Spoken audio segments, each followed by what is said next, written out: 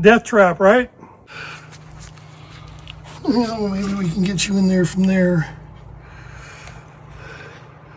There is one bolt. So we have 2 grade 5 bolts holding that steering box in place. Anybody want to go for a ride? Not me.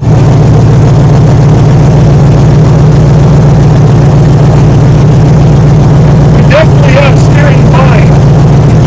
This could get interesting. We appear to have damn near no steering. Gauge seems to not be spraying oil all over. Accelerator is terrible position.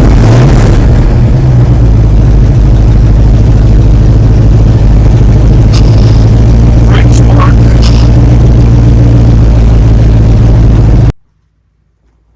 Hello and welcome to Titan Customs. My name is Paul, and today we are going to be working on this 1957 Chevy pickup that somebody's terribly converted to 4-wheel drive. I have affectionately named it Death Trap. Why, you ask? Because it is. Everything they have done will get you killed. And what we are going to do today is fix the brakes and get this thing ready to drive off the hill so I can do more fabrication at my house. So I'm going to ask you now, like, comment, and subscribe, and let's get it done. All right, guys, I've got you down, and I'm going to go over what we did in brief last episode. So we mounted this new brake cylinder, master cylinder, and brake booster to the wall correctly. It was not previously. Go back and look at the other episode. We also used a backing plate off of an 87 Chevy pickup, 4-wheel drive. So we secured that. Lower steering was flopping around in a big old hole, which would have got us killed. And then today I actually found the clamp that goes and holds that down. I'm going to clean that up, obviously. Let me show you. So, wait a minute, back up. So if in the last episode, you guys probably watched me pump the brake, and this thing moves a little bit. Couple of reasons. One is they only had 4 bolts like that, which I've already got put back in there. I've also got 2 more that they never had down below that, which I can't show you, but they're about 2 inches lower than that, so it gives it more anchor, not more leverage against that cylinder. It doesn't wobble around as much. Other than that, and I know I've showed you this, but we're here doing it again, so let's show you again. In case you haven't seen the previous episode, that is the brake pedal assembly. Note that they hacked it off with Sawzall probably. That is supposed to go to the dash assembly, and it keeps it from doing this. So what I'm going to do is take a piece of cardboard, lay it in here flat, trace this line out, and take it straight down to here, where the bolt is here, and there's one on the other side in the same place. Bend it, and then I'm going to weld it in there to keep this thing from doing this anymore. That'll secure it to the dashboard. That is crucial. You don't want to be bending it back and forth and having your whole assembly break your firewall to pieces. Okay, let me go and show you what else we found where we left off. So we had got fluid moving to each wheel, and we proved that the brake soft lines, the hydraulic hoses, you see hanging down there are garbage. They're plugged. So we know that it goes through the proportioning valve, and we know that it comes out the hose. In the midst of doing that, I discovered this. Let's see if I can get it to focus. This is the hold down bolt for the hydraulic hose going to the wheel cylinder. Wheel cylinder in the front. This is off the driver's side, passenger side, excuse me. Note that this thing is huge. All right, that's not a problem if they both were the same, but they weren't. So the other side, this side we're on, is the standard. This is a 3/8. If it was newer, it'd be a 10 millimeter, which I have right here. So we've got a problem. We've got mismatched parts. We're going to have a different wheel cylinder on this side, brake caliper, excuse me, on this side, than we do on the other side. I have also gone over to the 87 Chevy and taken this old line off, and it is not plugged like the ones that are on here are. And I also took that caliper off. It also is functional and ugly. And the reason I'm doing all that is because I want to have the same parts on either side, and I believe I can use the 87 stuff and put it on those wheels and left and front, and have known parts. So give me a second. I'm going to put you back up so you can see what we're doing, and we're going to go from here. Give me 1 minute. All right, guys. I've got this thing jacked up. We're going to take the wheel off, take a look, and see what kind of garbage they got going on, and see what we got to do to get it to something that we can actually order parts for, or at least know what we're ordering parts for. So let me get this wheel off. We'll go from there.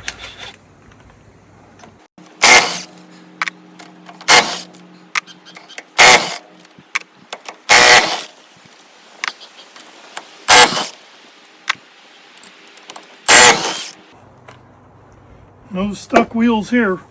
Oh yeah, when I jacked this up, well actually the other day I realized it was in four-wheel drive on both sides, so it was intentional. Why it was in four-wheel drive? Yeah, I don't know. It wasn't drivable. Putting in four-wheel drive and trying to go somewhere would be even more scary unless there's something wrong somewhere and they're using that to move it, which is probably not possible because it simply couldn't be stopped or steered. Partially steered maybe.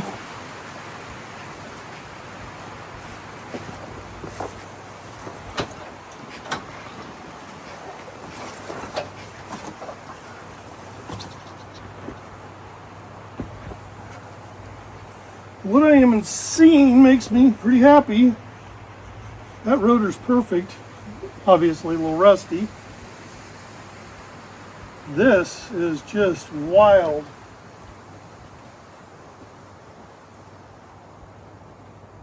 What have they done? Something's going on here. It looks like they used the wrong bolts in this. This has been ground off right here to get a small rim over sometimes, so they took this caliper off of who knows what. That is bizarre. All right, let's see if we can get it backed off, because I want to take it off. Well, actually, that thing may be all the way in. This is all wrong. Okay, you will see when I take you down there, from there. Oh my God. You've got to be kidding me. That's what I saw, part of this from the ground. Wow. And it's up where you can see it. Oh my gosh. What indeed?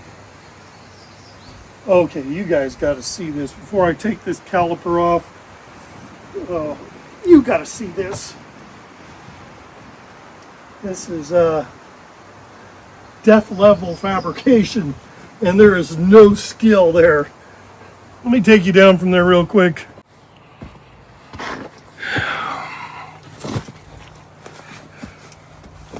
Okay, we're looking at the steering box. Pay attention.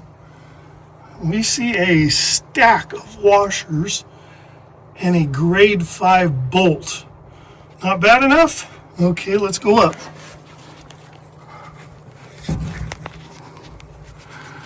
That, focus, there you go, is no bolt. And let's go back down. We're going to go around the front a little bit so I can get you under there. Let's go under.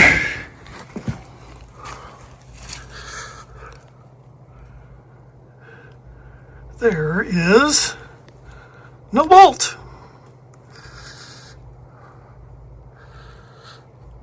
And there's one. Let me see if I can get you a view of the front one. Wait. Can we see from, no, we can't see from there.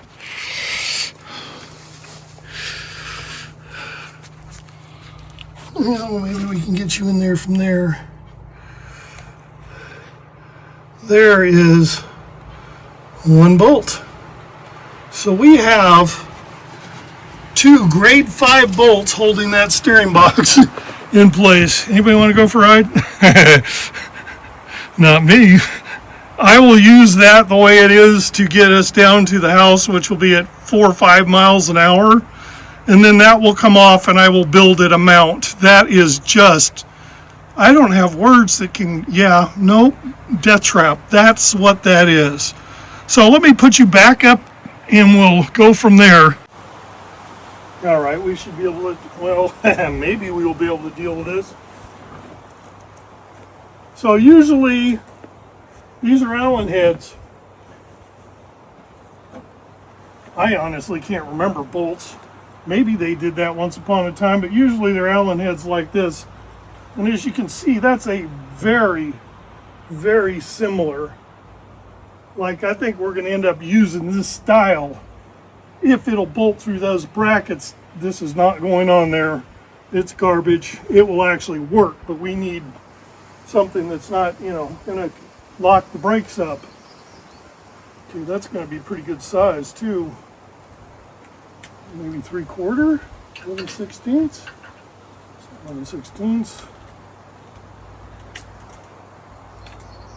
How big are you? You're just exactly that big.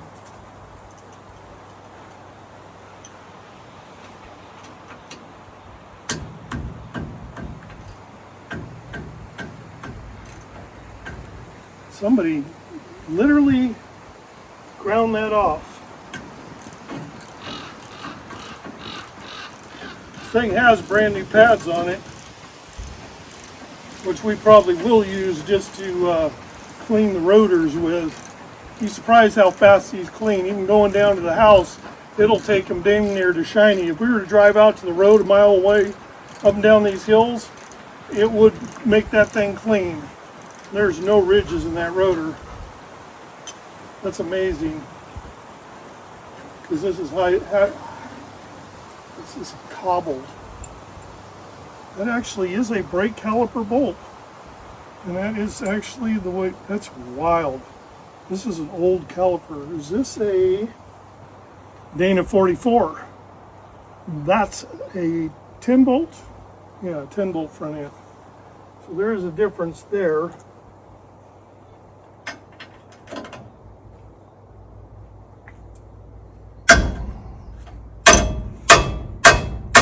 Nice to your tools.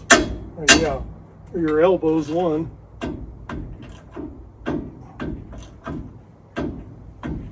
Well, that's ground right into that. That wheel was not the one grinding on this. Makes me wonder if this drag link is in the center of the left to right, so it'll actually steer to full stop on both sides.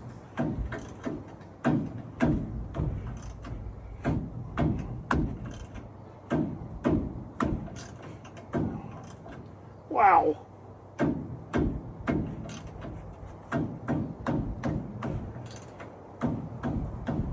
We are going to have to beat this off of here. It's stuck on there good. It spins though. Well, it did with the wheel on it.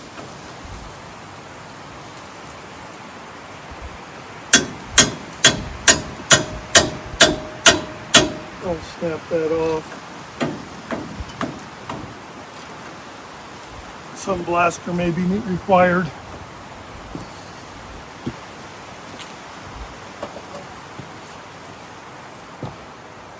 It's a little windy today,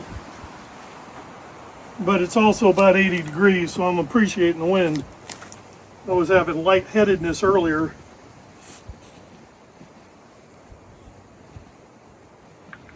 Do not get that on the brake pads.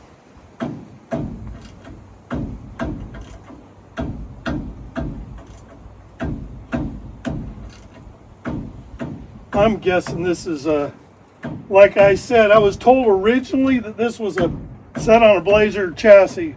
Obviously didn't look at it very close, but once I started working on it, it was apparent this is a 1955 chassis. The frame is definitely 1955. Two-wheel drive.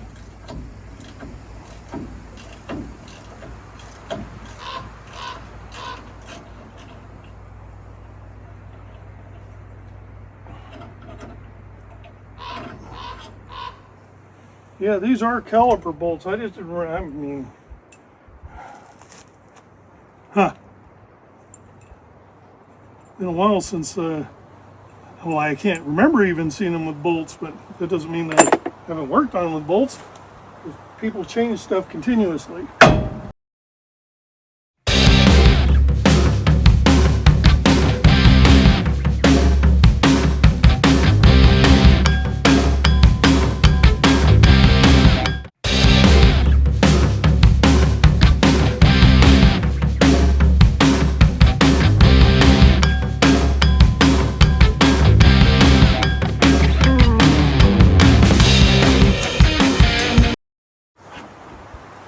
Out of there. Come on. That was ridiculous. Yeah, that's a little crusty. Shoes are not even used, they're brand new. Or, well, they're 20 plus years old, but they were brand new. That's ridiculous is what that is. All right.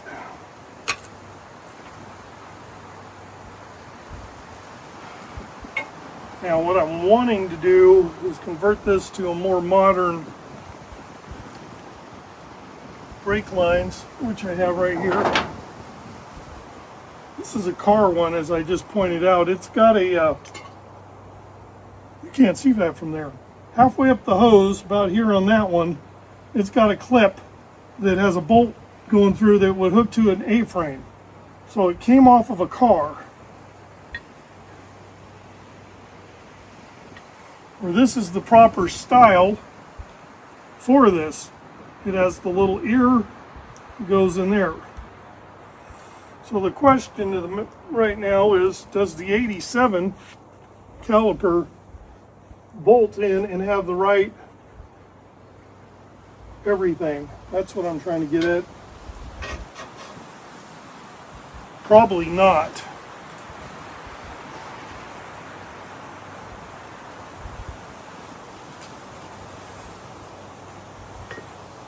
Gigantuous ass bushing, which that won't need. This needs it. The back sides are identical as far as location and pins and holes. Let's see if it'll slide in there. Then we know what to order. We'll go to the auto parts and get. Yeah, we're not putting pads in there. Not at the moment.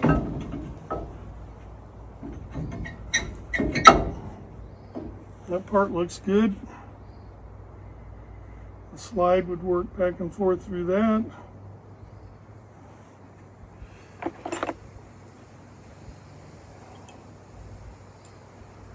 And that's not going to work.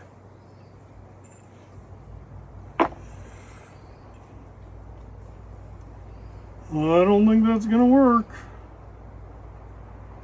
They are entirely two different links.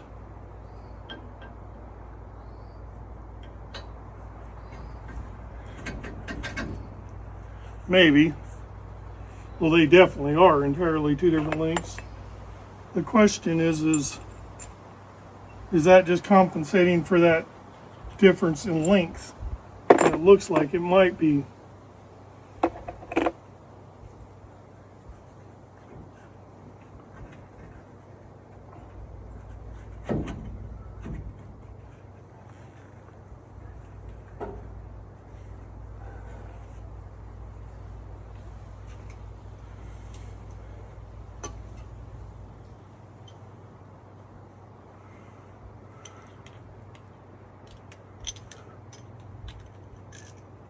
And one, will this come forward so the pad can be on the other side? Yes.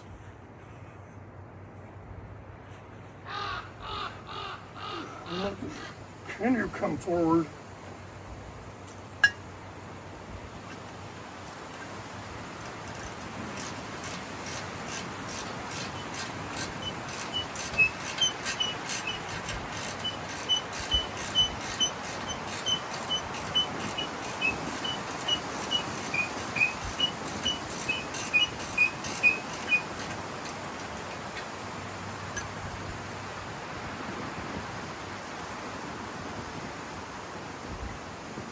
Do not do this. This is just for mock-up. Beat on your cylinder like this.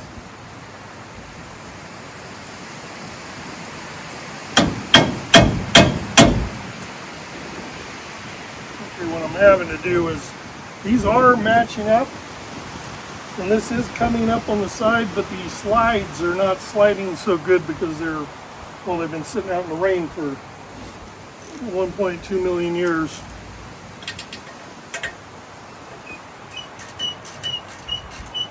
This is what I was referring to, where when somebody hacks something this bad, you have to re-engineer everything.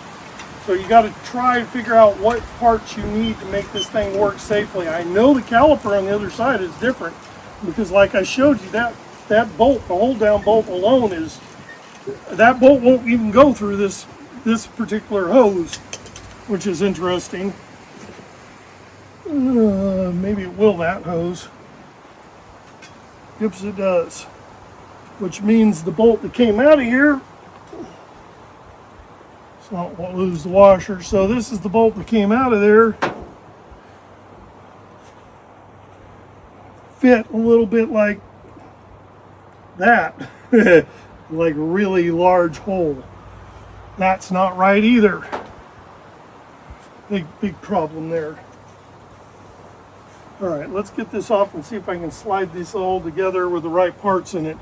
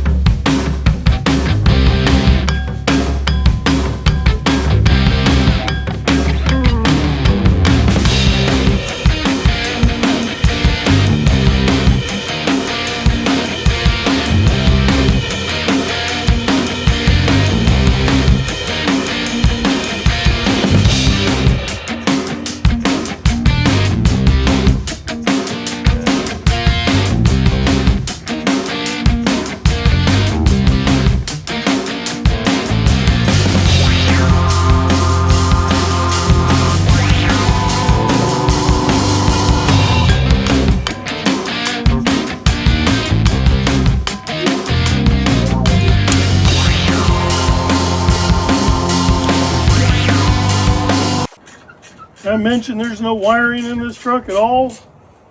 If I didn't, I should have. All right, we know this brake line is garbage, to say the least. Let's see if we can make this one work.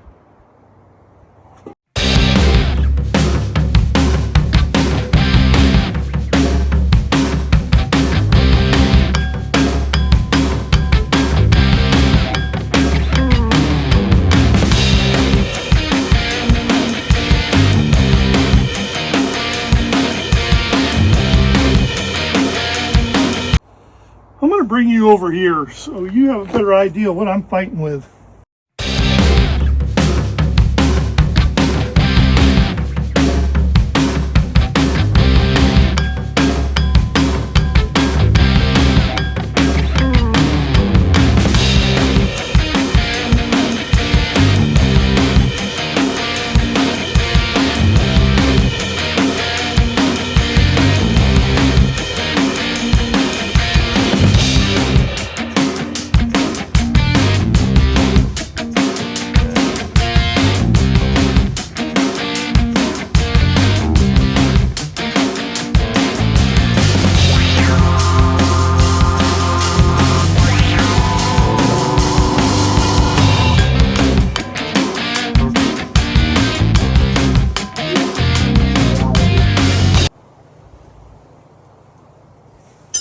That's perfect.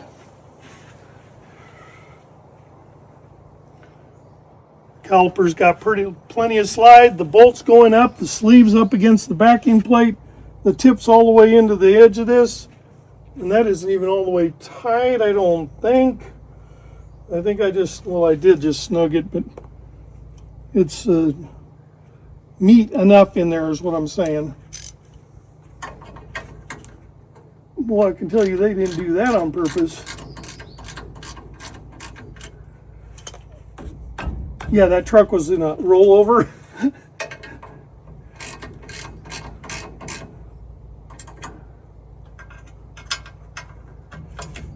Reason I ran that in is I wanted to make sure that it was all the way into that, so it's 3/4 of the way in, and when the pads wear out it'll pull itself in.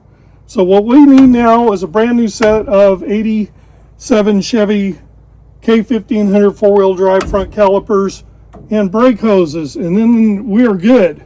I'm going to thin this out while you're not watching me for 2 million hours or have me on high speed fast forward stuff. So give me a little bit, I'll get back to you. I'm going to run and get some parts for us.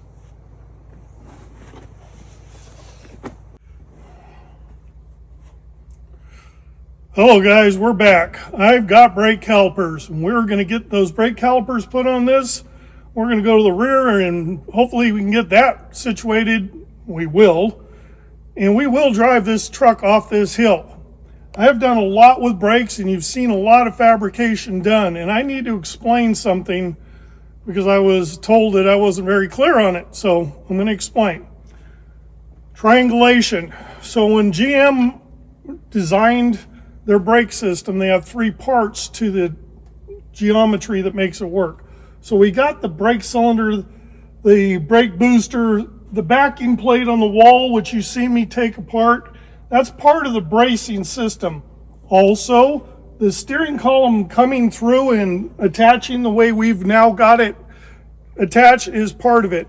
Now, you've seen me say in the past that the brake pedal assembly comes across and attaches to the dashboard, and that's where I left it unclear.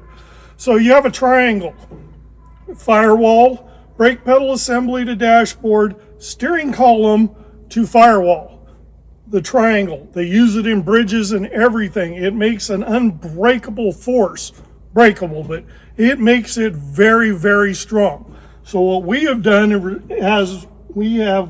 is restored the firewall to the steering column and the steering column to the dashboard.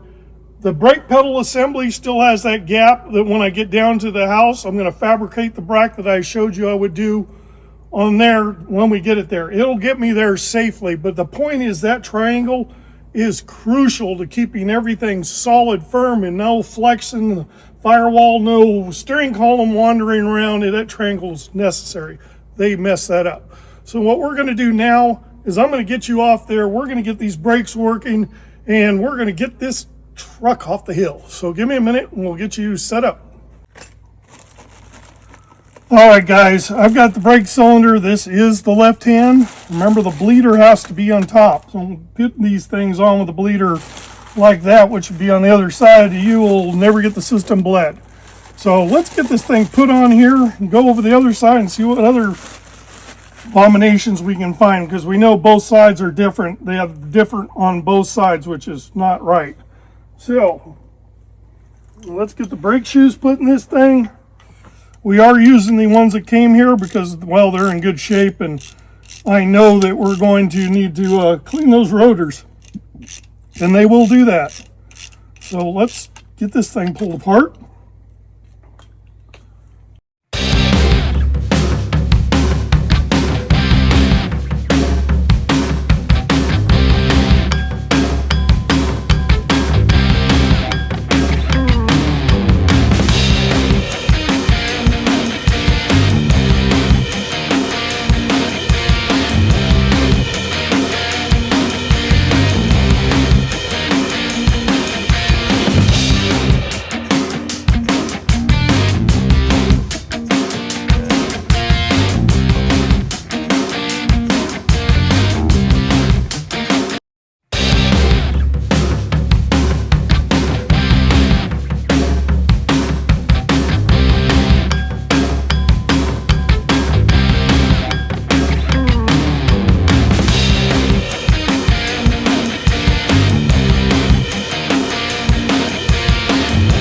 Maybe not. No, I'm going to have to grind that out. So what I am going to do right now is take you down from there and show you what I was talking about, because we do have a steering geometry problem here.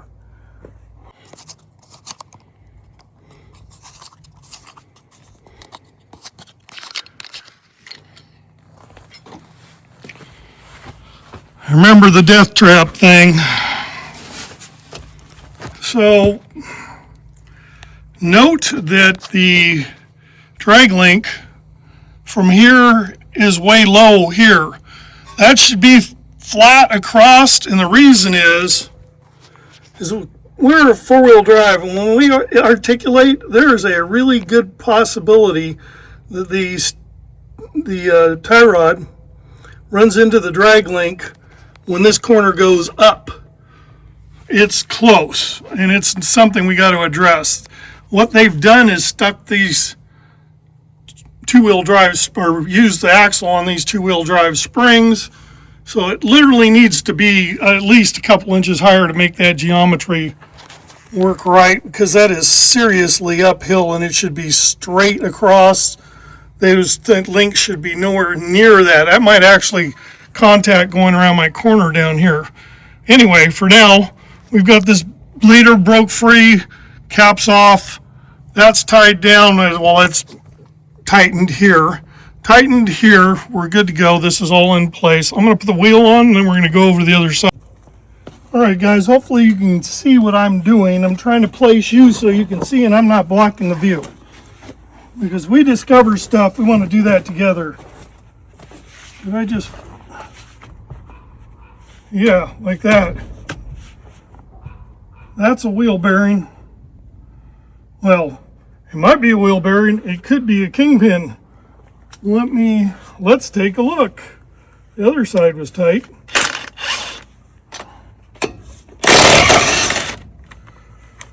Also note that there's one missing lug nut, which does not surprise me.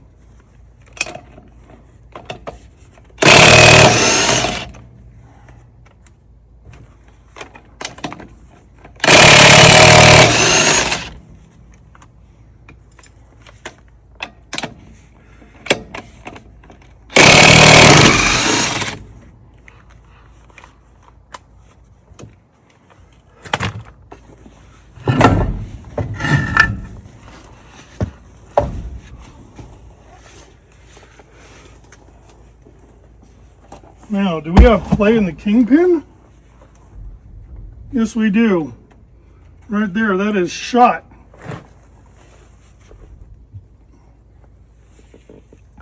That will not stop us from getting to the house. Also note, no shocks. They've fabric hobbled shocks onto the rear, but not the front. I don't know if you can see this, but the bumper is held on by bubble gum, maybe. All right, yep, here's those great big things.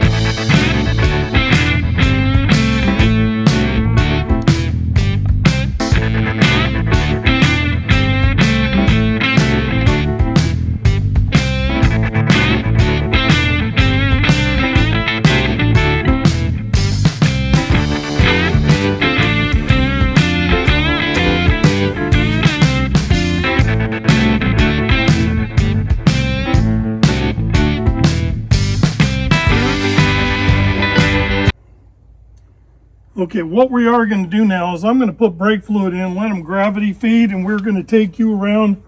We're going to get under the rear of this thing and get this rear wheel off and see if we got the right rear wheel cylinders. Calipers work good now. That's a good thing.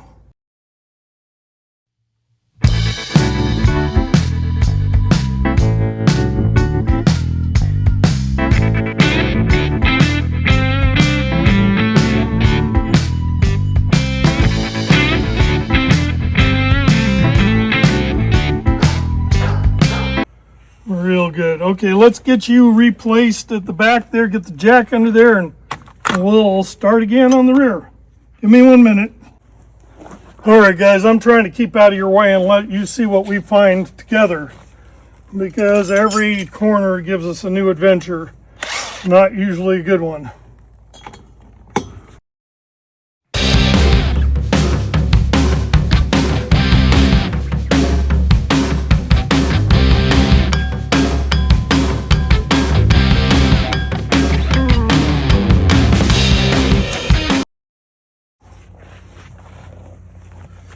Oh, those blocks are such an abomination.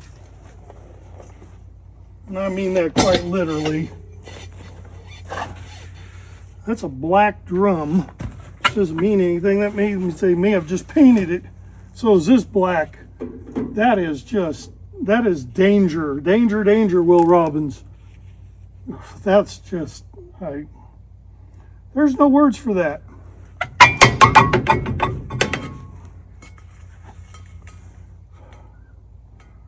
And the brake shoes look new. The drums are new.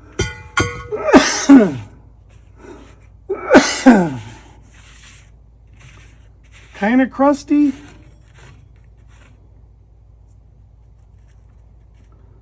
That wheel cylinder has definitely got to go. And I'm dying. You see this? I don't know if you can see that or not. Down here there's 4 inches, and up here there's like 5.5 inches. This needs to go that way. If you think I'm kidding, this is what could happen to you going down the road. That moves over, springs are loose. That's not a joke. That's just fabric. And boy, whoever welded those perches on there, they're not welders. That's what they aren't. All right, let me grab the other wheel cylinders and a set of tools to pop that cylinder out of there. And I'll be right back to you. Okay, I've got a set of wheel cylinders here. And those look like the wrong ones. Or these look like the wrong ones. Yeah, these are much too big. These are the exact same wheel cylinders that were on my C10. Yay. Great, grand, wonderful, pooey. That means I need to go chase some more parts.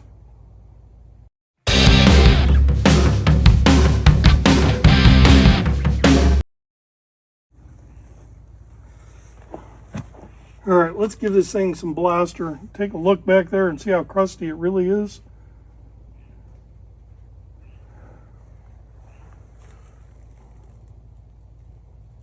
You know, it's crusty as you could possibly imagine it. Wow. And somebody's already used vice grips on the brake line. So that's where we need to start. First blaster, then brake vice grips.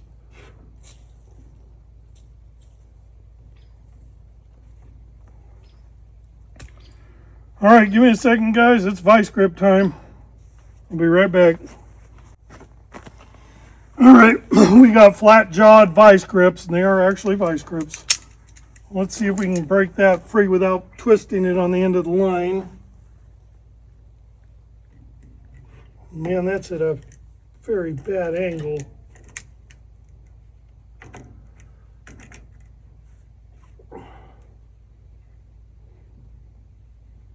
The whole thing is rounded off. There's no getting a wrench on that.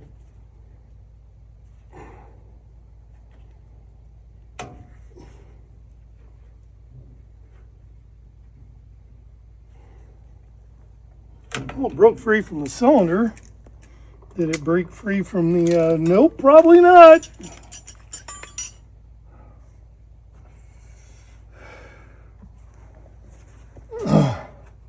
Need to look at this closely because we may need heat.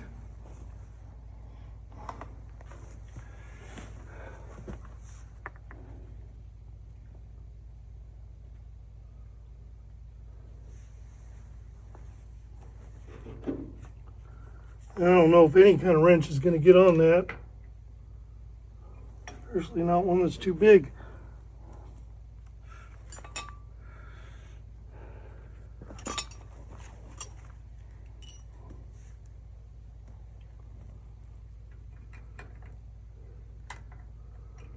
Yeah, I didn't think so. The thing is so messed up.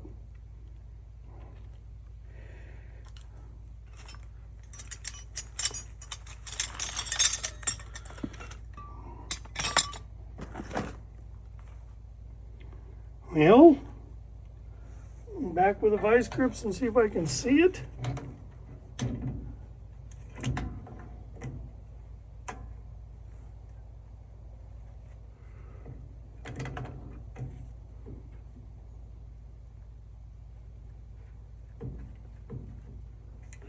No, that is definitely not moving on the line. That is a problem. Okay, some heat required. Let me grab a torch. Dang it. All right, we have torch. Let's see what we can do. Now the idea here has always been for what seems to work best for me. Heat up the nut, not the line. Get that nut line hot and it'll just twist like taffy. It'll be all bad. No heating the line, which is complicated because the line goes through the nut. And it's got a backing plate. And you guys can't see any of it.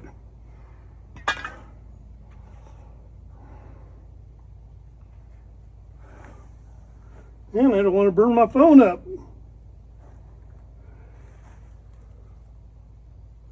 Oh, that's not that bad. You're right.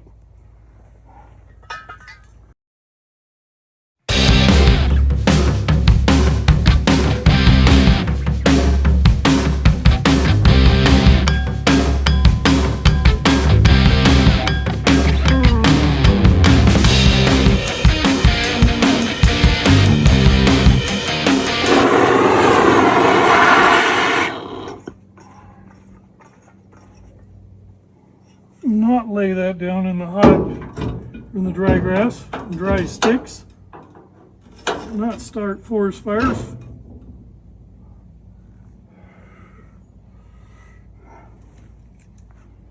And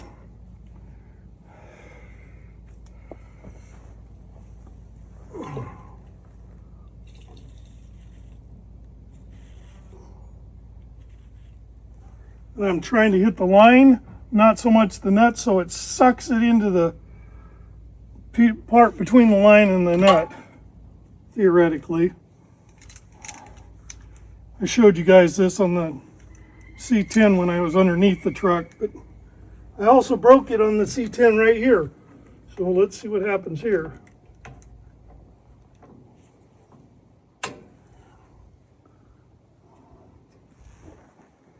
With the abundance of caution.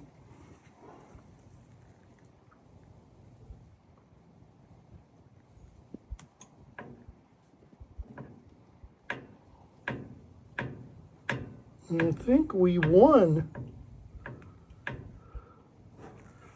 It's moving on there. I'm going to hit it with some more blaster. I'm a little paranoid.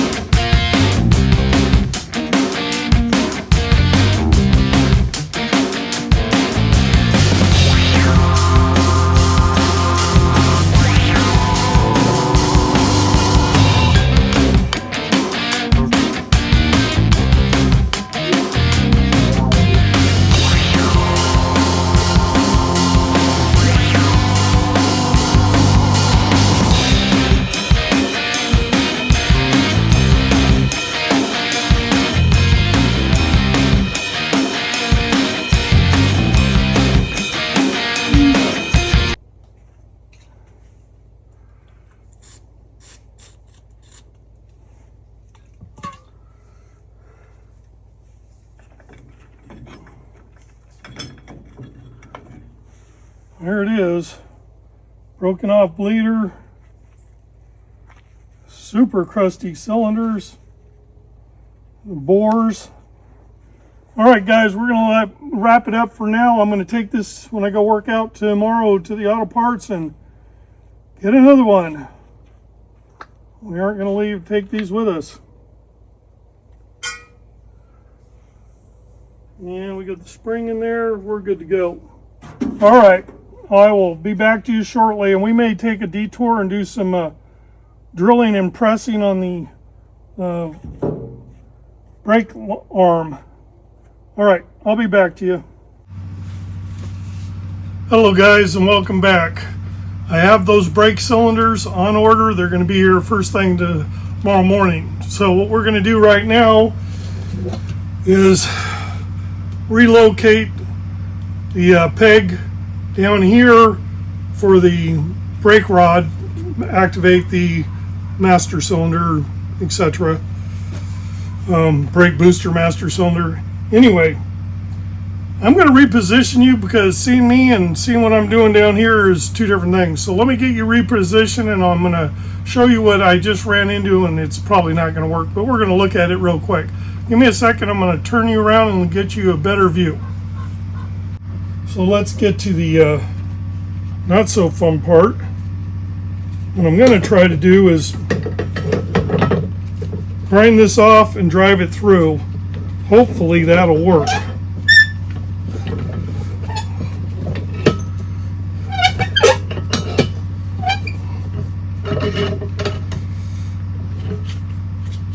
Yeah, this plastic table is not really the thing you use for this.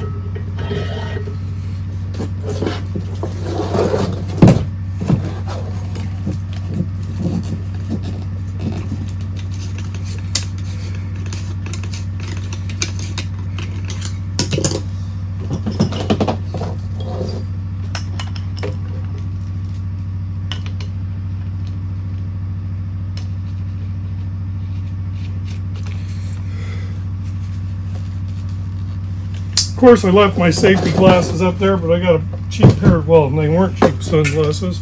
They're garbage sunglasses, so I'll just use those. I have a dozen, well, I don't. I have several pieces, or a set of safety glasses around here. Where is a good question.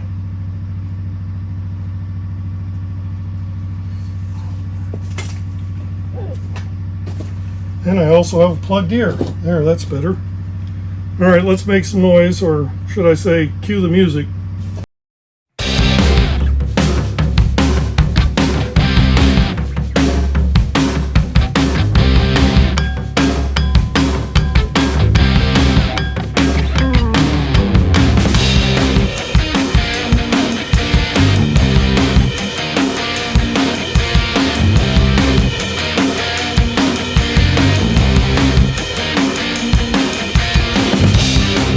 Alright guys, let's try fire. What I'm going to do is heat up the surrounding area, and hopefully the peg will drive out easier. It is expansion, but it may heat up the peg too much also. It's worth a try, otherwise I'm going down to my son's and borrowing a hydraulic jack and coming in here and pressing it out, because this is ridiculous.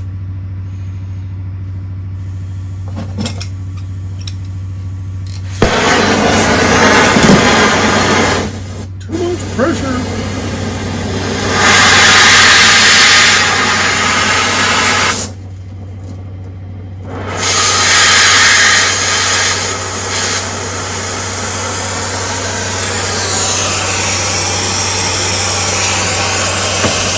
This is cutting adjustment. I don't want to be cutting, I just want to get your surrounding area red hot.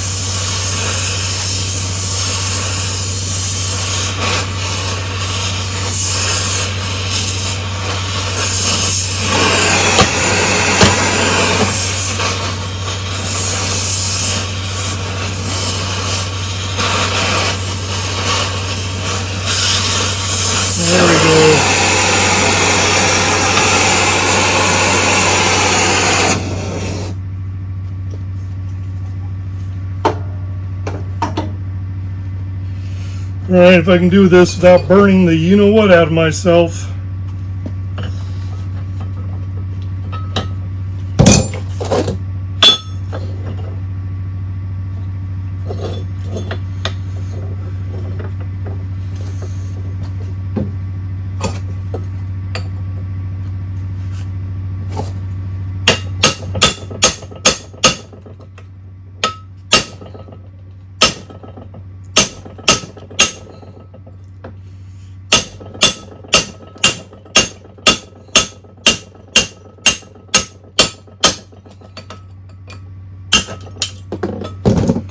That looks like it. Got it. Gotta get that off the table real quick, though I didn't burn right through it. You're all right. I'm gonna pause you for a minute. We'll come back. I gotta locate that, or I gotta get the peg, get it set up over there to drill it, and we'll be right back.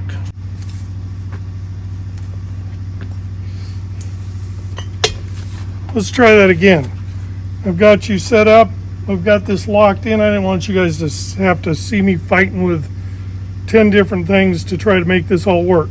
So let's drill this with semi-pilot.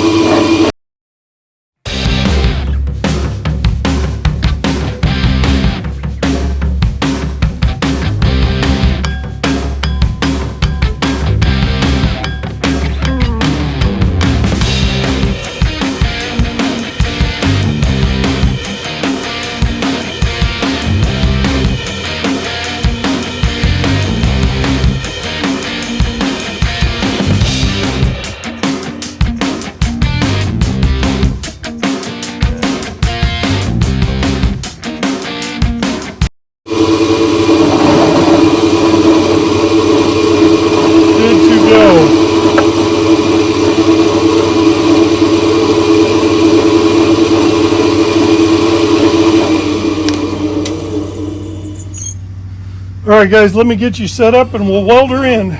Well, yeah, that's what we'll do. 1 minute. All right, guys, I know you can't see much of me, but the arm is here, the brake arm is here. I've got that peg relocated here. Got the welder set up. We've got a pretty good dip in there. I'm just gonna weld that hot all the way around. That'll be enough to keep it. It's not got any force this direction, so it'll be good. And I think I got that thing stuffed right where I want it. Now we can make sure it doesn't come moving. Ouch! Oh, by the way, yeah, I was making sure the welder was set right on that piece of hot steel, and it just moved. Can't have it moving. So we'll do we'll tack it, make sure it doesn't go anywhere. Put this down so I can do one thing at a time.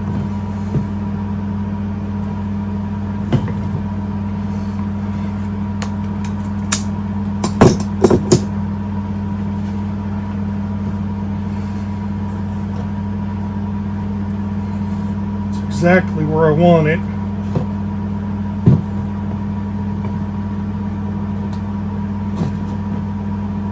Hope it keeps wanting to move.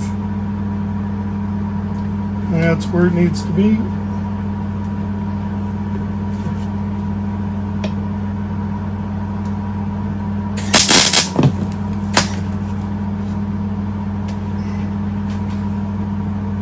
And it's going to argue with me.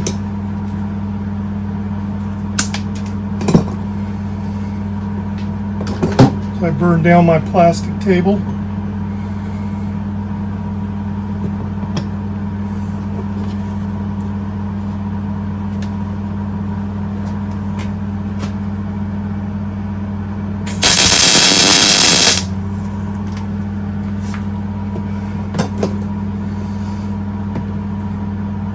Make sure it stayed where I want it.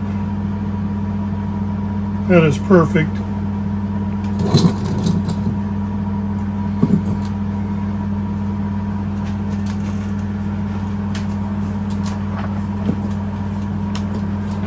Cool.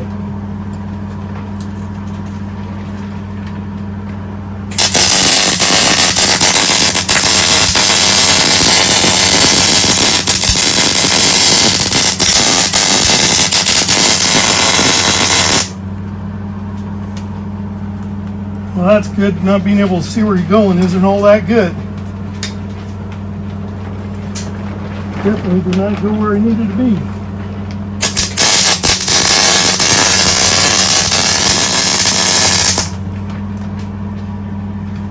That ain't going nowhere now. I am going to clean that up. I ran way off.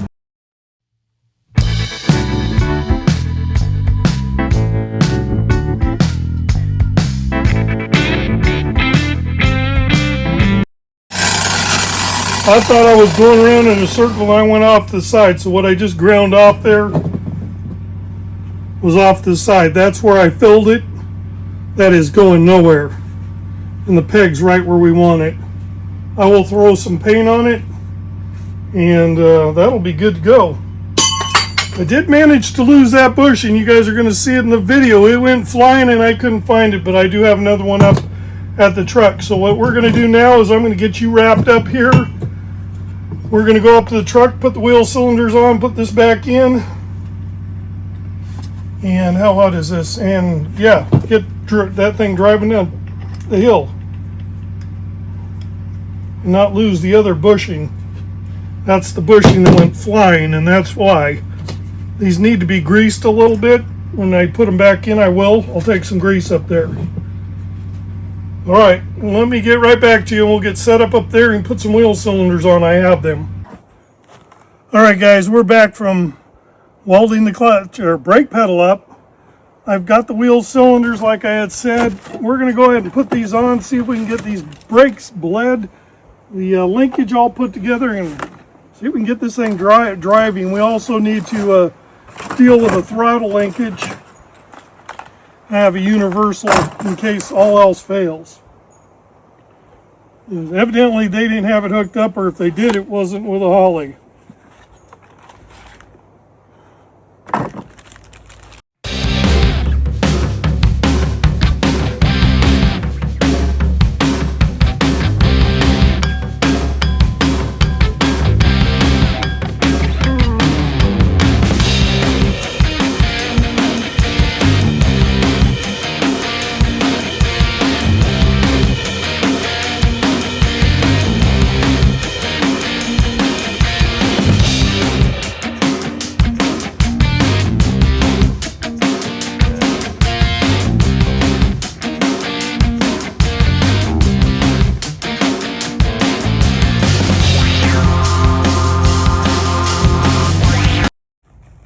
Now the one thing I would like to know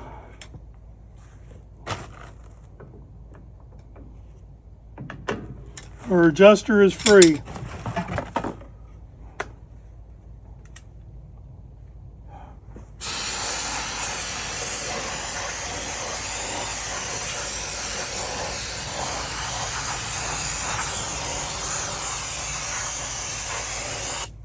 I wasn't kidding when I said these brake shoes are new. They put them on there real recently. Well, 20 years ago, real recently. What I'm saying is they didn't get used.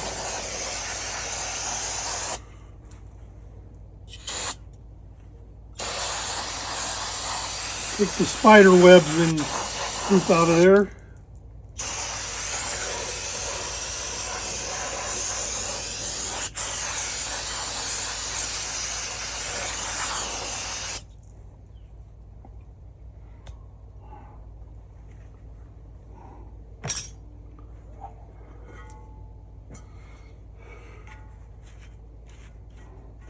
So there's something they taught us in school, and I see people do this all the time.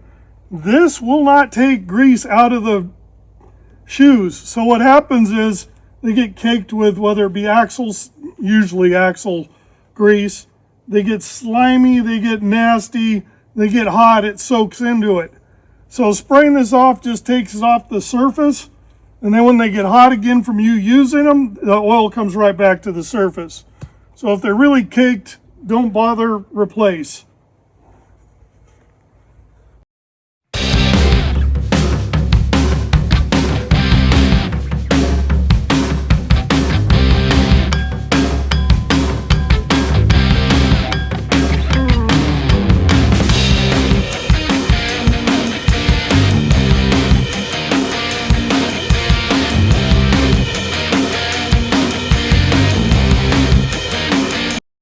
All right, we're over on the other side. I know somebody's going to comment, you didn't put the center cap on there. You're right. I didn't put the center cap on there. And now that I look back over there, I may not put this one on either because they're pretty rusty and ugly, and the saying it painted axle looks better. Oh, I don't know.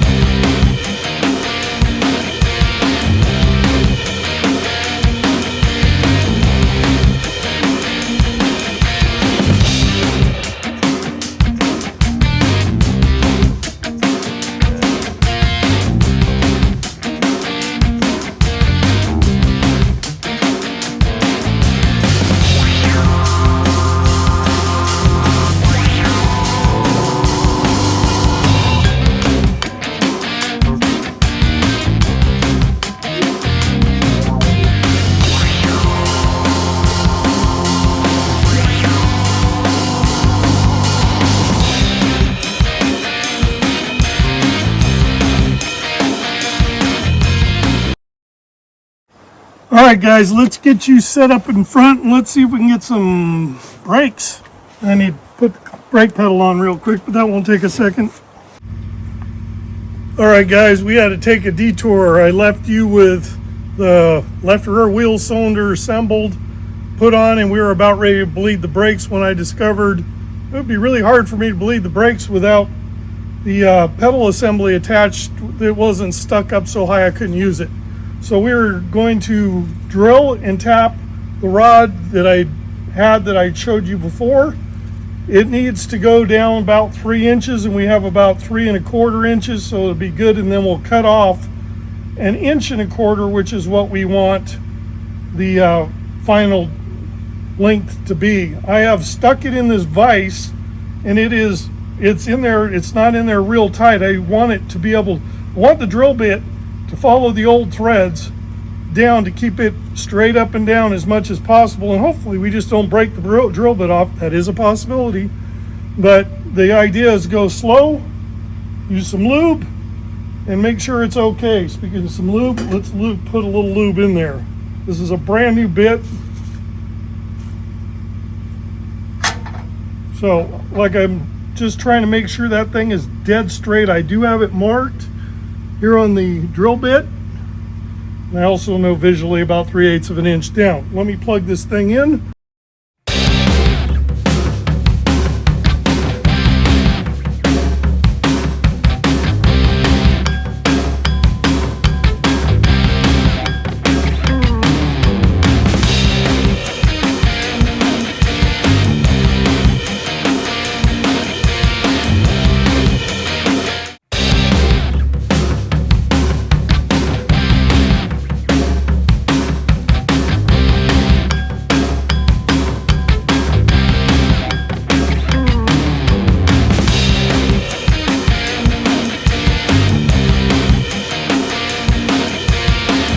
All right, let me get you set up so you can see this, what I'm doing over here, or have an idea what I'm doing anyway. We're gonna take 1 1/4 inch off this thing. Maybe we're gonna do it that way. Let me see what I can get set up over here. Honestly, don't know if I can get this in this saw and have enough length to do this.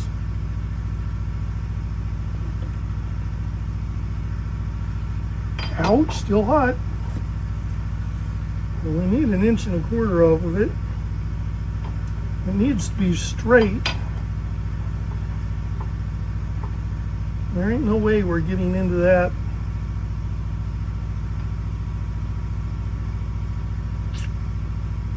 Maybe not.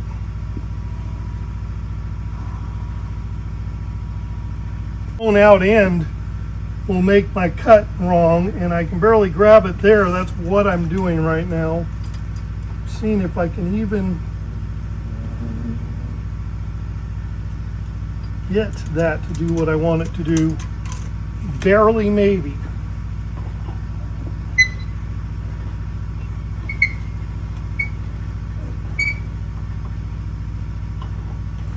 Maybe not.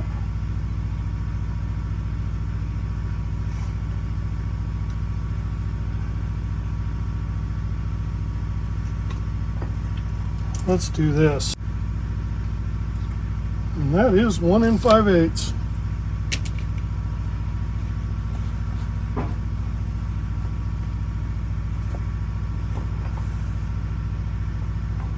Now see it all together. Which side of the line do we cut? That one.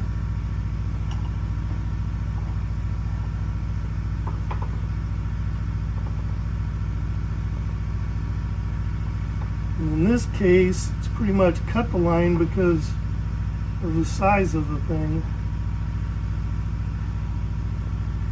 I don't know if we can grab enough there.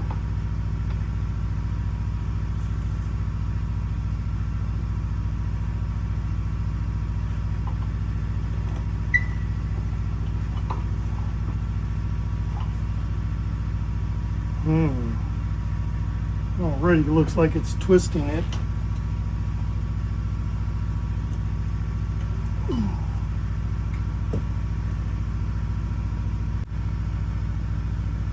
Oh, we are good. Okay. We look to be good to go.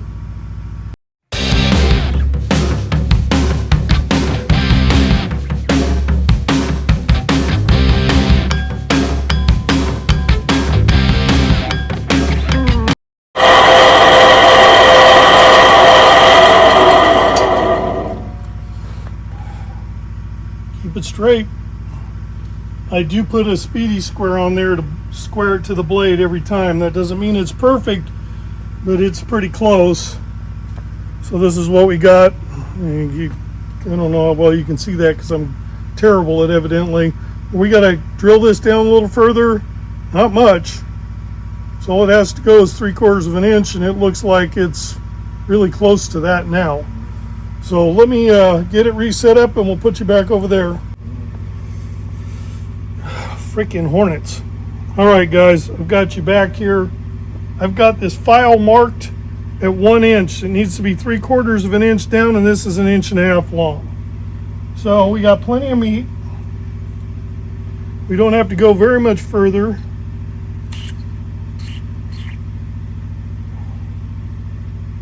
Like literally 1/4 of an inch.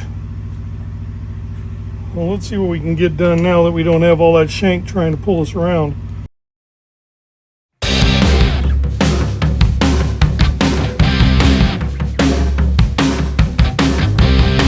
How are we doing now? Should be past that.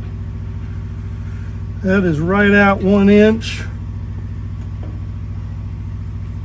Let me grab a tap because it's going to be important, because I know the end of it's not a flat out tap. I think it's got a slight taper in the end of it, which means we might have to go 1/4 inch past that.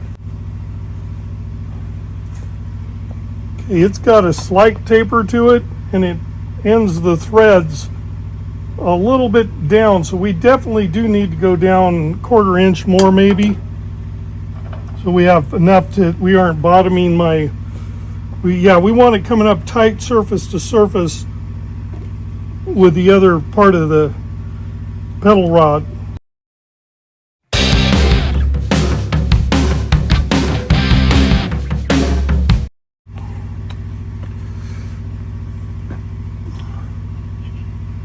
That's plenty. We are good to go.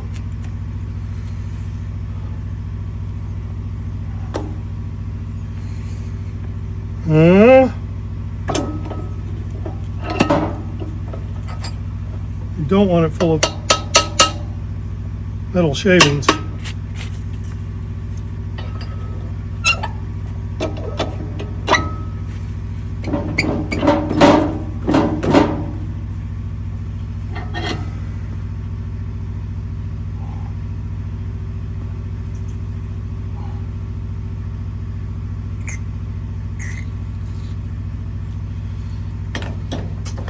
These guys that chase threads with drills, well, I'll tell you what, one of those broke off is a nightmare to get out. Ask me how I know. It wasn't because I was chasing threads with a drill. It was because I have broke off bits.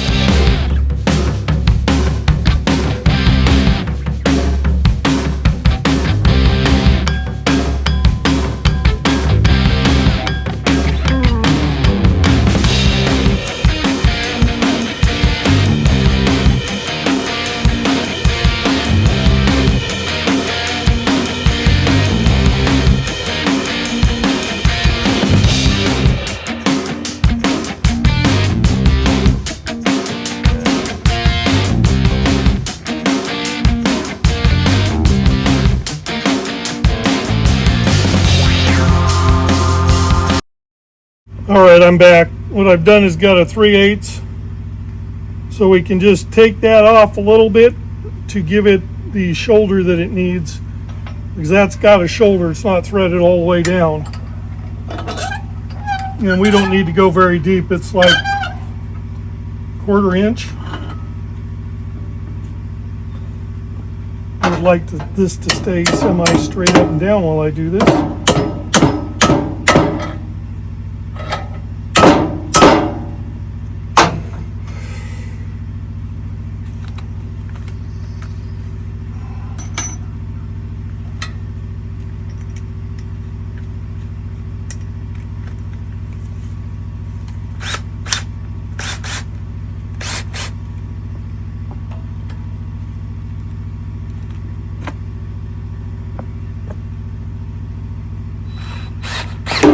God, that's going to be a pain in the butt, because it's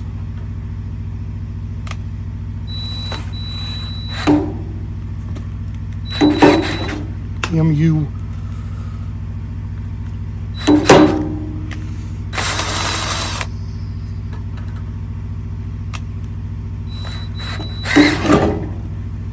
There's no torque there, no.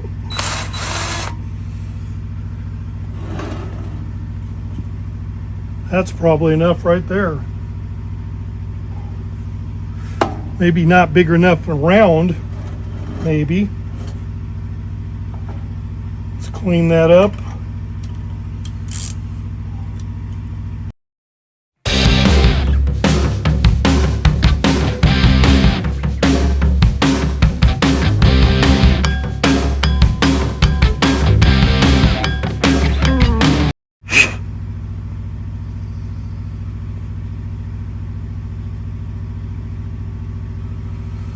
That looks horrible. Let's see if it works. All right, guys, we've got it. I just used some vice grips. I screwed it all the way down in there. I know you can't see that, but that's what we ended up with. This used to be 4 inches long, or probably 2.5 inches longer than this. We cut 1 5/8 off of it. So it was 1 5/8 longer, but this should cure our pedal problem. We're going to go up there now and we're going to put this on, bleed the brakes, and fix the throttle linkage and get that thing going. We need to drive it. Give me a minute.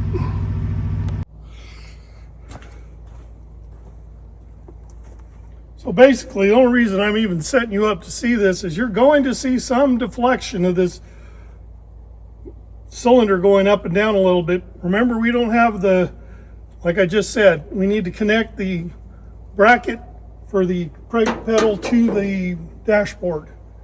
But let's do some pumping. We'll get some bleeding on that corner, and then we'll go to this driver's side, and then the passenger side front, and then the nearest. So it's furthest to nearest every time. So passenger side rear, driver's side rear, passenger side front, driver's side front. All right, that being said, let's try this. This thrills me, by the way. Brakes.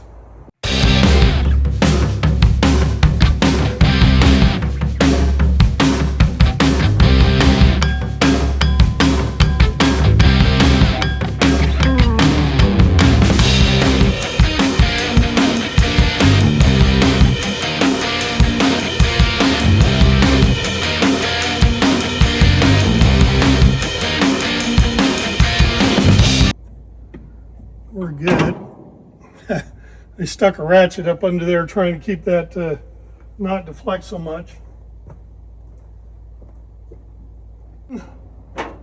All right, let's add some brake fluid.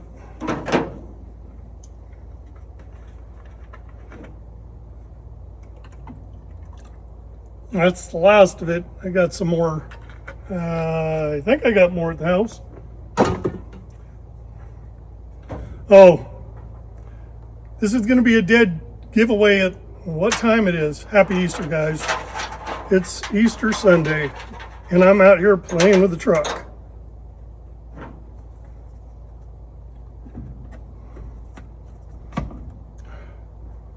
All right, you're going to make a mess doing that. We're just going to lock that for the moment.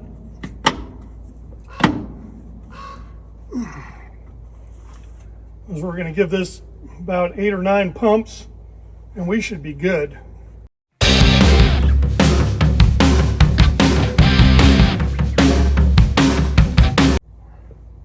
All right, I'm going to tighten that down. We're good. I can hear the caliper working.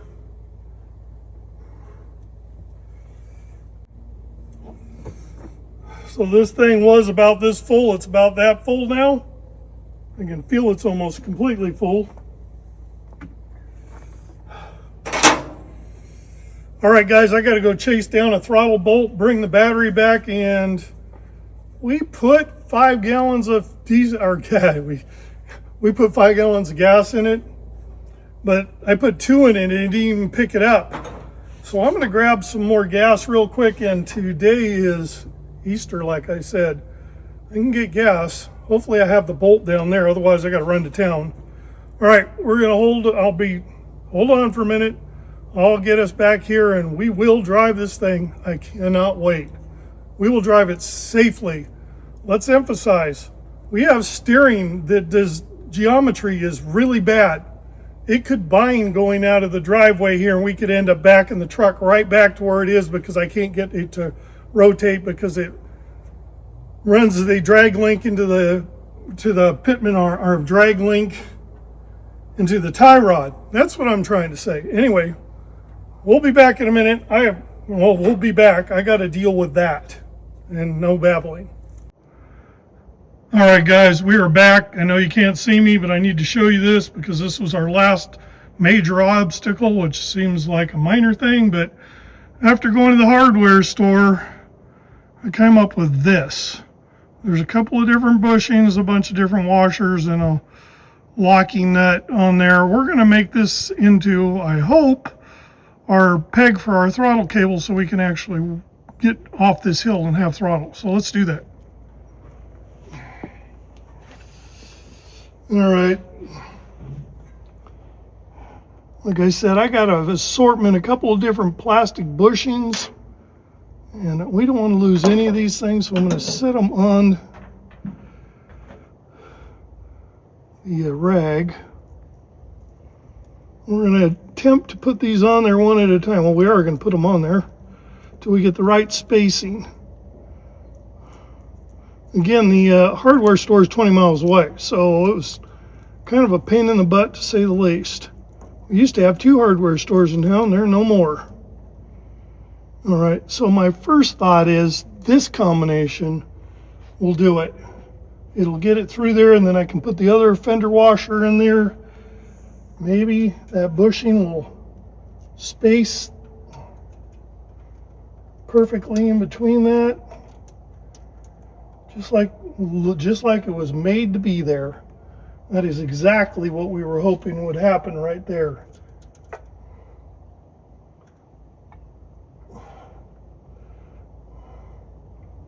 Actually, it's the right diameter. I would like it to be thinner so I can actually clamp down the screw. That's why I got the second one.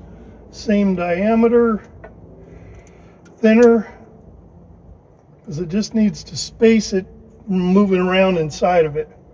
And this is temporary. We need a way better throttle. Oh yeah, and I'm doing this completely backwards. So let's do that again. Now that we know what our spacing is going to be. So what we need here is one nut,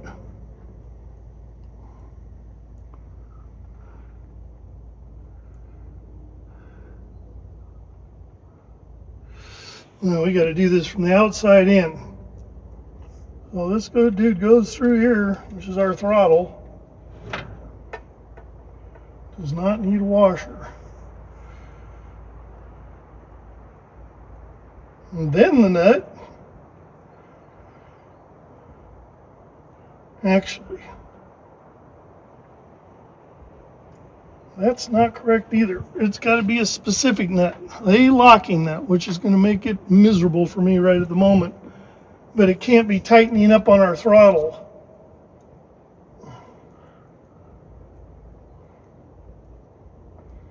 And it doesn't even have to go on the right direction. It needs to have flat surface would be preferable. No matter what the other side's doing, it's a 3/8.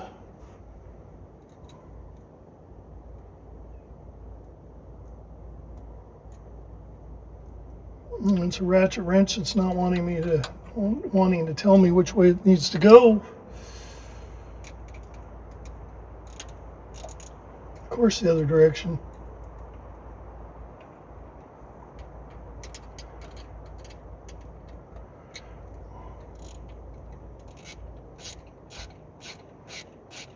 So it gives us a ratcheting screwdriver, right? That's the idea.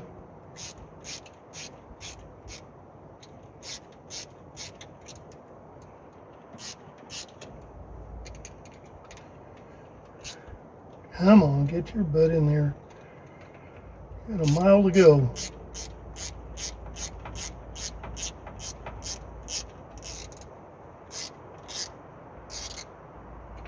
How's that look? Still needs to be tighter.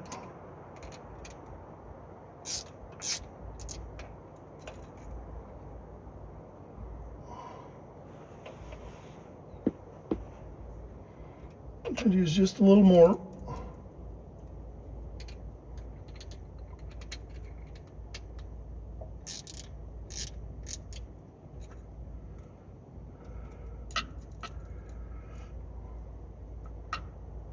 I think we're going to need every bit of the shank on this that we have, so I'm trying to get it to where it's just perfect.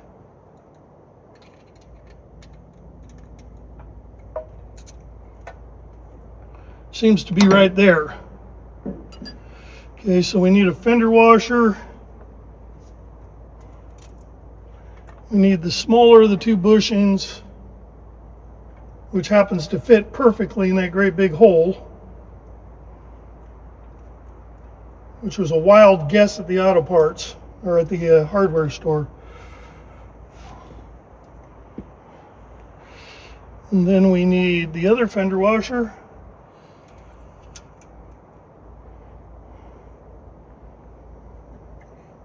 I'm gonna put a flat washer, a smaller one, and then the nuts.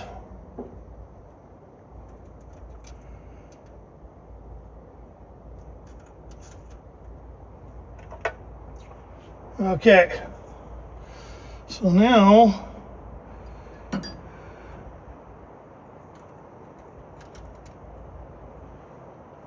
just tighten that down and we should be good for the throttle peg.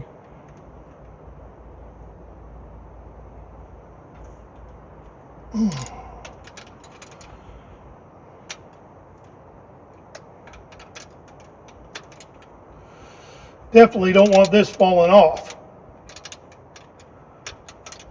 Come on.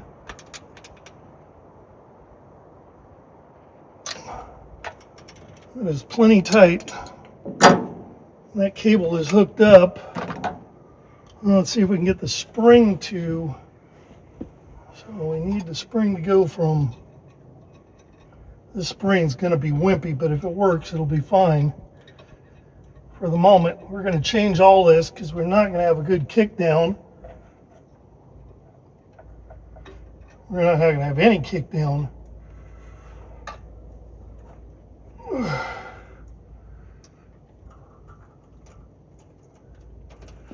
Oh, get in that hole. Come on. That's why we bring things like needle nose.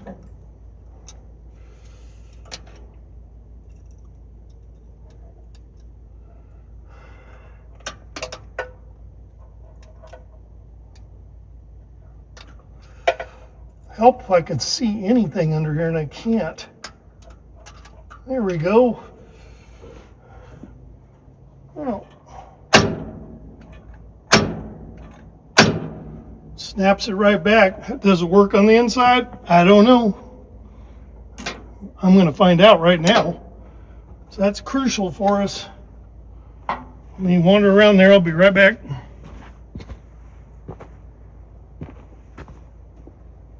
You'll be able to see it, not me. Wow, it's sticking a mile off the floorboard.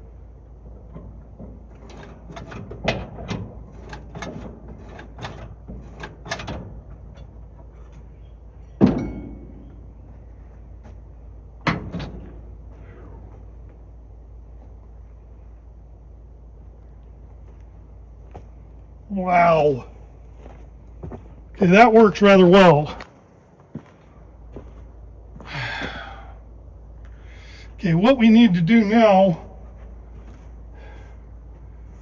we need a power wire to go to the choke, to the positive side of the battery. Otherwise, it's going to be trying to drive. I mean, it's going to be impossible to drive under full choke once it gets warm. We also need to check the tranny fluid. That's going to be crucial.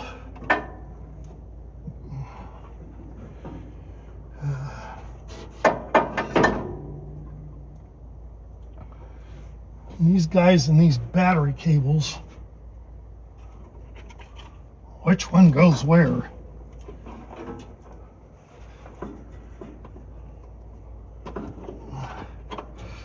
That is the positive. This is the negative. Again, I'm going to emphasize, because it's really not all that great, we have no fuses anywhere in this truck. Anything grounds, it's going to melt the whole entire whatever to the ground or catch it on fire, which does not make me very happy. I don't know who would have designed an electrical system, which there isn't much, there's just an on and off, and a fuel pump, but fuel, spark, yeah, that's a problem.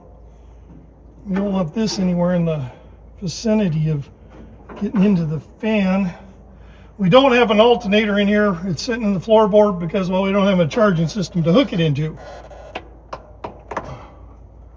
We are still good to go there, no sparks.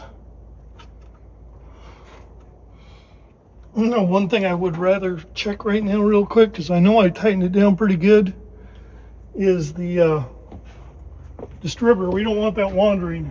I think I got it pretty tight when I finally got it to where I wanted it.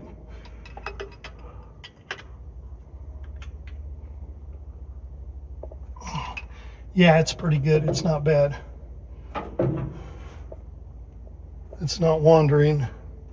All right, so if you remember, we had a problem once when I went to start it. It had no click, click, click, click, click because it had a bad ground. I wiggled the positive and it started doing its thing, and my gosh, the positive is laying on the header. What was I just saying about? Yeah, that is not good. That is what that is. That one's got to go over there. We cannot have that kind of poo. Fuel and spark, not a good thing. All right, let's check the key on and see if we got fuel pump, because I went under there and I tightened up a ground that was, the fuel pump was rattling around, and that is the ground. So let me check it, see if we got fuel pump.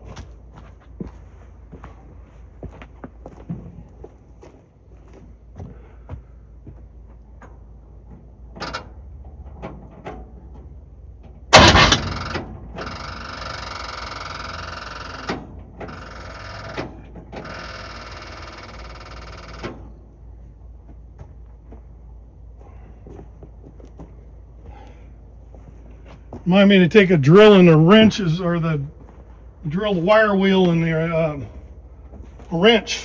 So because we're going to be on the side of the driveway with no fuel, because that's a bad ground on that rusty frame. All right, let's see if we can get positive to there, to the choke. I went through my stash of pre-bent, pre-twisted. This is a good way to kill your battery stuff. Remember, this needs to go to key on normally. We are just going to put an end on it, and we're going to disconnect the battery like we do on this system every time we stop, which will be at the house.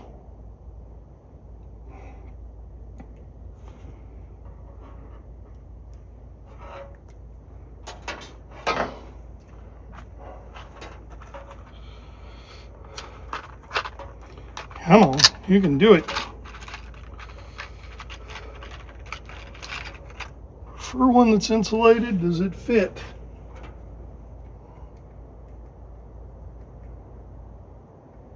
Perfectly. I am going to have to buy an entire harness for this. I'm sure not doing it one wire at a time, especially when you can buy a Chinesium one for $100, a little bit over with what this thing needs anyway. Prefer painless, but they're extremely expensive.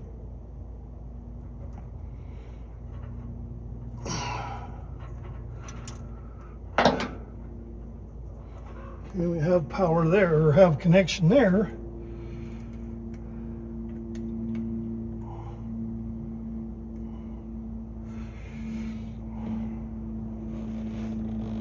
All right, what I'm going to do is hook this up. Actually, before I do that, move some of that off the fender so this stuff doesn't go flinging into the fan and all that craziness. We got to check the oils. We got to check power. I did put power steering fluid in it, but these things, there was nothing in it. So I know it's going to drop. There's some extra bushings. I don't want to lose that stuff.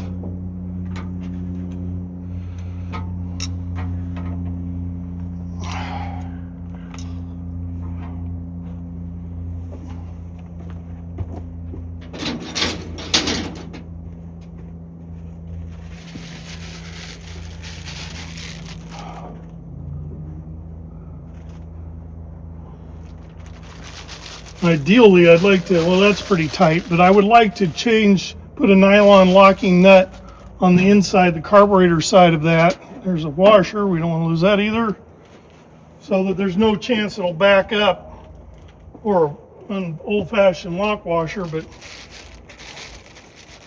honestly, had a heck of a time finding all those little parts to get this thing to work. Like an hour in the store wandering up and down an aisle looking at nuts and bolts. Not my top 10 list thing to do.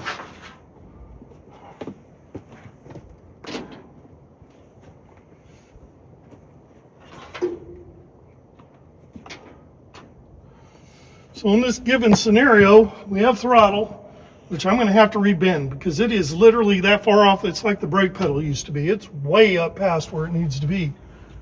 Okay, so and when I say we're going down to the house, that's what we're doing. We're driving down a driveway. Now, this thing is not safe to drive.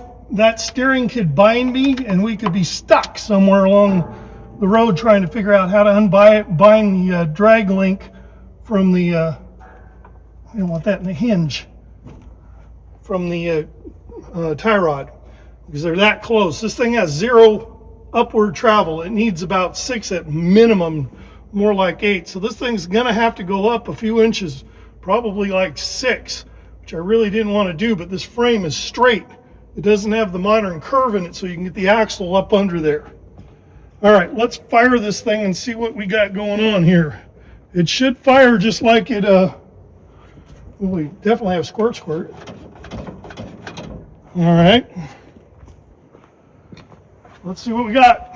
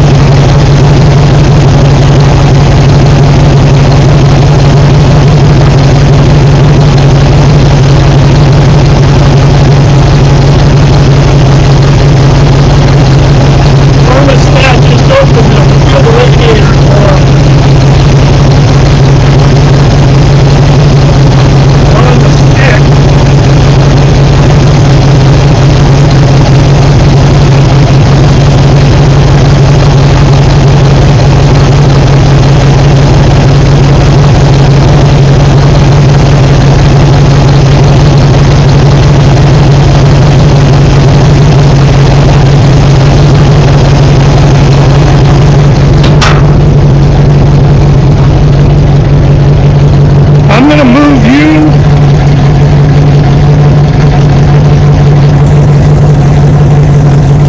Like this.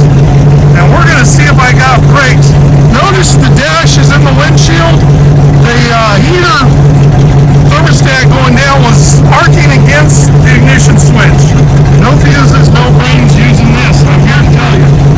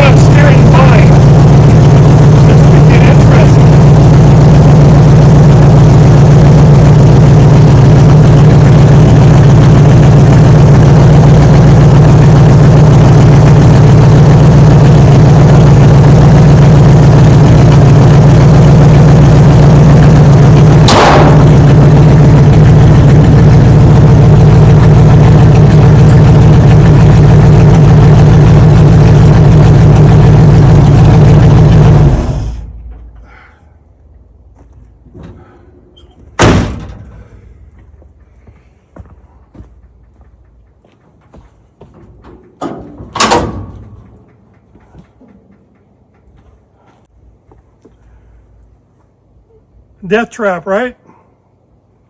So what I'm feeling is the steering is actually binding even with those joints. So it's coming down at such a bad angle that it's binding at that universal.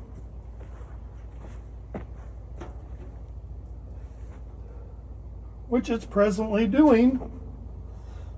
We also have a spark plug wire directly on the header. Can't have that. All right, here's what we're gonna do. I'm gonna get you guys set up in the cab. I'm gonna move a couple extra things out of the way and we're gonna see if we can, walk this thing down to the house, because I've got it correct steering geometry from where we left off at the firewall all the way through the steering system. This is not safe. This is an abomination like the rest of everything we've fixed. So, in a minute, I'm going to pull the positive off so we're not running the choke.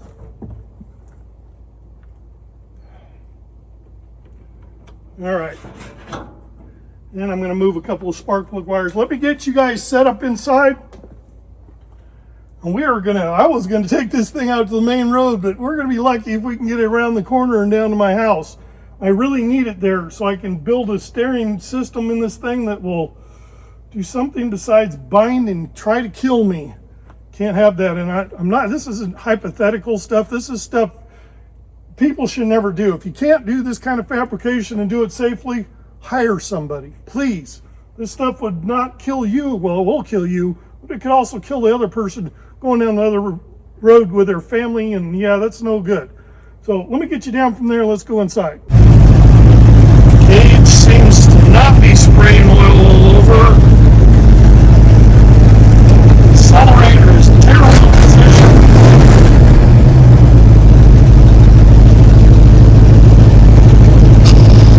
Brakes work. All right. I'm gonna see if we can get down the road. Got to get through all that. All right, guys, we are in this truck. And to say this makes me a little nervous, that'd be an understatement. First, we see if I can get out of the truck.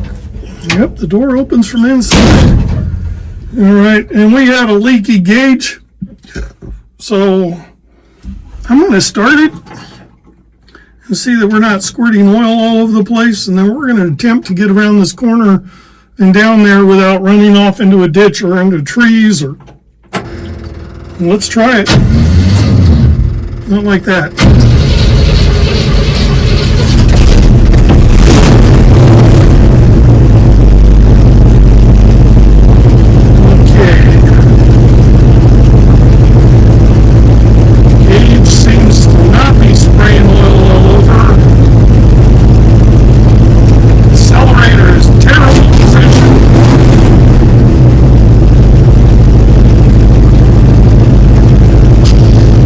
Brakes work.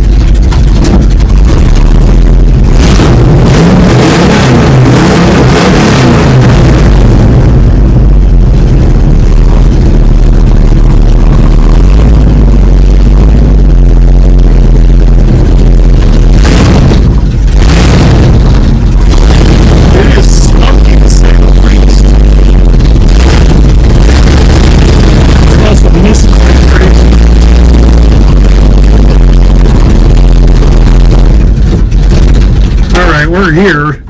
Let's get out and find out why it's complaining about idling. Let me take you down from there. All right, guys, sorry about the thing. Arguing with it, it shut you off. But there it is. First time in 20 plus years this thing has driven. The last time it drove, it was a two-wheel drive. And we're not going to consider that much of a drive. There is the truck. And yeah, my dogs think I'm talking to them. We're going to do a walk around. I did clean the bed out. I didn't think you would appreciate me sweeping beds out. I know people do that. That's fine. You guys want me to sweep beds out? Tell me, I'll sweep beds out and film it for you. The bed is not terrible. There were a couple of soft spots when I got on it. I always thought these trucks were a little bit bigger than like the 53s and stuff as far as inside cab room goes. But I am 6'1" and weigh about 220. And I am here to tell you these things are made for people that are 5'8".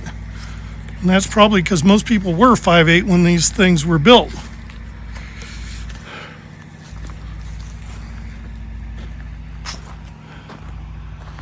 Let's look under the hood and see why we were, because it shouldn't have any problems there. It should be straight good to go.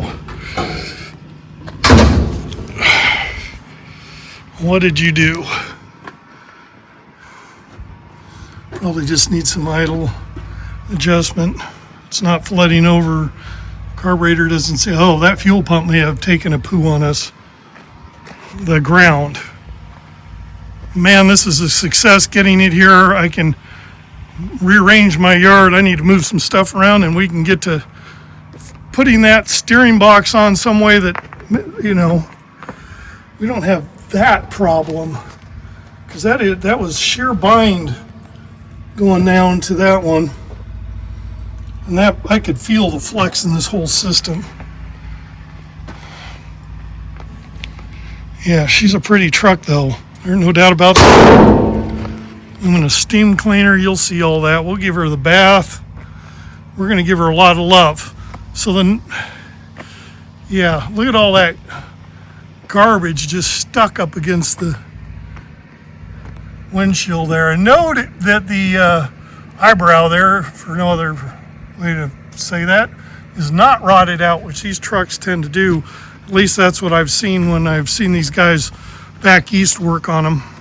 Anyway, let me reset you and we'll talk about this a little more, what our next steps are. All right, guys, as you know, we drove it down here. Was it safe? Definitely not. Most definitely death trap truck. We got to fix steering and suspension. It's terrible. It bottomed out on the way down here because it has no negative travel. The springs were made for two-wheel drive. All that aside, we're not sure how I'm going to fix that yet. We will get it done. Our goal is going to be to drive it from 2,270 foot in elevation here to 3,000 foot at the top of my property. So I would like at this time to ask you to like, comment, subscribe, give me a hype if you can, and thank all the new members that I've got, which is a bunch of them. I really appreciate you and I like the feedback. Until next time, we will see you here.